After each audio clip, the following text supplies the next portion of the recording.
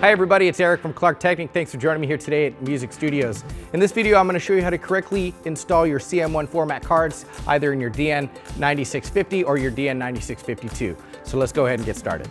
Okay, so first off, what we want to do is we're going to go ahead and make sure that the firmware is up to date. So make sure on the 9650 or the 9652 that you're installing this card on, the firmware is up to date. And that's easy to do. Just go to the KLARK TEKNIK site and make sure you download the latest version of the firmware and get it installed via the onboard browser, either on your 9650 or your 9652. Next, what we're going to do is we're going to make sure that the unit is powered off. And for good measure, we're just going to go ahead and unplug it. Okay, so first we're going to go ahead and start removing the screws from the top part of the chassis. We're going to remove these 5 screws right on the top here. Next, we're going to work on our sides of the chassis by removing these first 4.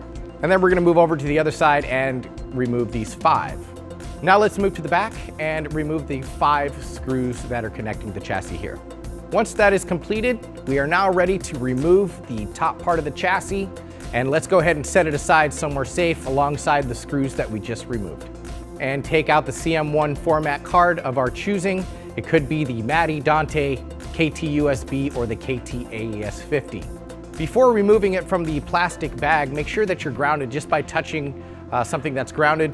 You know, the chassis of your console might be a really good one to try. That way, no static electricity can damage any of the components on the card. Once that's done, please make sure that you know exactly where it's going to be seated. Once you find the pins and the card is properly seated in its place, then you could start adding some downward pressure gently, being careful not to bend any of the pins.